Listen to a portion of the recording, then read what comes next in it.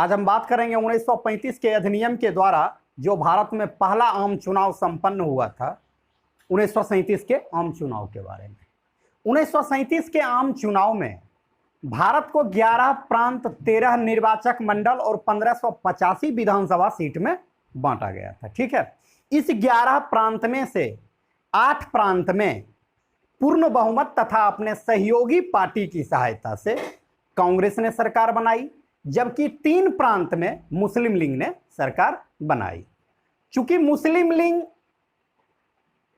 1937 के चुनाव में कुछ ज्यादा सफलता नहीं पा सकी थी, क्योंकि जहां भी मुस्लिम जनसंख्या ज्यादा था, जिस भी प्रांत में, वहां से मुस्लिम लीग पराजित हो चुका था। ठीक है, तो 1937 के चुनाव में कांग्रेस ने 8 प्रांत में सरकार बनाया, जिसमें 5 प्रांत में कांग्रेस को पूर्ण बहुमत प्राप्त हुआ। बिहार, संयुक्त प्रांत, मध्य प्रांत, उड़ीसा तथा मद्रास, ये 5 प्रांत ऐसा था जिसमें कांग्रेस को पूर्ण बहुमत मिला, जबकि बंबई में कांग्रेस सबसे बड़ी पार्टी बन के आई। असम तथा उत्तर पश्चिम सीमा प्रांत में अपने सहयोगियों के सहायता से कांग्रेस ने सरकार का गठन किया। वहीं मुस्लिम लीग ने अपने सहयोगियों के सहायता से 3 प्रांत में सरकार बनाया, जिसमें बंगाल में कृषक प्रजा पार्टी के फजलुल हक के सहायता से सरकार बनाया, पंजाब में यूनिस्ट पार्टी के प्रधान सिकंदर हयात खान के मदद से सरकार बनाया, और सिंध में अल्लाह बख्श के सहायता से सरकार बनाया। इसी प्रकार 1937 के चुनाव से ही हम रिलेट करते हैं 1945 का आम चुनाव। ठीक है, जहां 1937 के चुनाव में 5 प्रांत में कांग्रेस पूर्ण बहुमत से सरकार बना रही थी, वहीं 1945 के चुनाव में कांग्रेस 6 प्रांत में पूर्ण बहुमत प्राप्त किया था। ठीक है, बिहार, संयुक्त प्रांत, मध्य प्रांत, उड़ीसा, मद्रास तथा इसमें बंबई, 1937 के चुनाव में बंबई में कांग्रेस पार्टी सबसे बड़ी पार्टी बनी थी, जबकि 1945 के चुनाव में बंबई में कांग्रेस ने पूर्ण बहुमत प्राप्त किया। जहां 1937 के चुनाव में मुस्लिम लीग ने बंगाल, पंजाब और सिंध में अपने सहयोगियों के मदद से सरकार बनाया था, वहीं 1945 के चुनाव में बंगाल तथा सिंध में मुस्लिम लीग को पूर्ण बहुमत मिला, जबकि पंजाब में मुस्लिम लीग सबसे बड़ा पार्टी बना। ठीक है, एक बार रिकॉल करते हैं। 1937 का आम चुनाव 11 प्रांत में 1937 के आम चुनाव को बांटा गया था। भारत को 11 प्रांत, 13 निर्वाचक मंडल और 1585 विधानसभा सीट पर यह चुनाव संपन्न हुआ। इस 11 प्रांत में 8 प्रांत में कांग्रेस ने सरकार बनाया, जबकि 3 प्रांत में मुस्लिम लीग ने सरकार का गठन किया। इस 8 प्रांत में जिसमें कांग्रेस ने सरकार बनाया था, 5 प्रांत में कांग्रेस ने पूर्ण बहुमत प्राप्त किया। बिहार, संयुक्त प्रांत, मध्य प्रांत, उड़ीसा तथा मद्रास में बंबई में कांग्रेस सबसे बड़ी पार्टी बनी और इसके मुख्यमंत्री बीजी खरे बने। बंबई के मुख्यमंत्री कौन बने थे? बीजी खरे।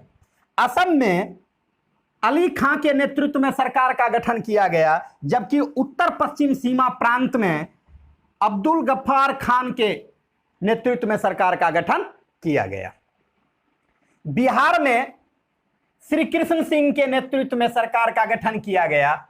उत्तर प्रदेश में गोविंद बल्लभ पंत के नेतृत्व में सरकार का गठन किया गया, और इसी प्रकार मद्रास में सी राजगोपालाचारी के नेतृत्व में सरकार का गठन किया गया।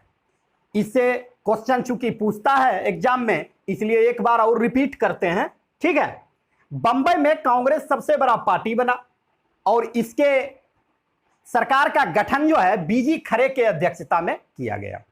असम में जहां अली खां थे, वहीं उत्तर पश्चिम सीमा प्रांत में खान अब्दुल गफ्फार खां को मुख्यमंत्री बनाया गया था। ठीक है, बिहार में श्री कृष्ण सिंह को बनाया गया और संयुक्त प्रांत में गोविंद बल्लभ पंत को बनाया गया। वहीं मद्रास में सरकार का गठन सी राजगोपालाचारी के नेतृत्व में किया गया।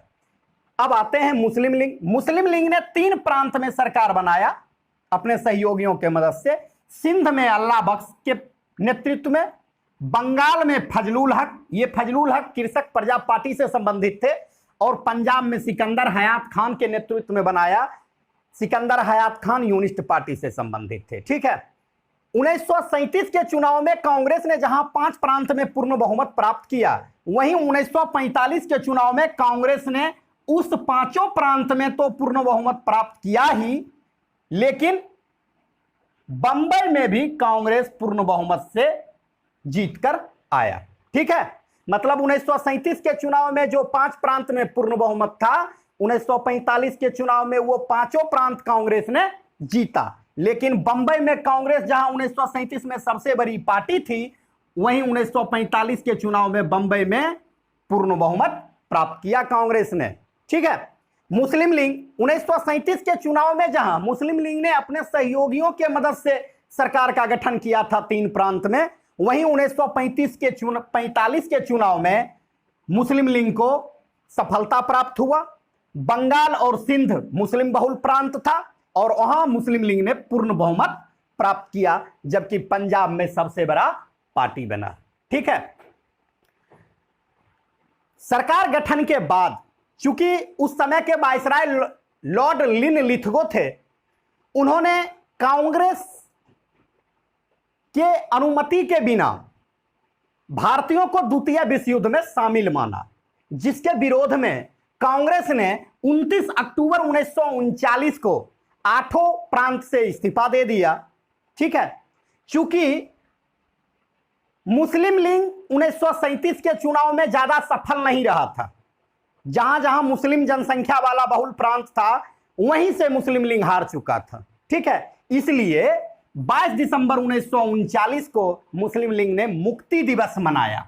मुस्लिम लीग ने मुक्ति दिवस मनाया और इसी दिन अंबेडकर साहब, भीमराव अंबेडकर ने धन्यवाद प्रस्ताव पारित किया। Thank you.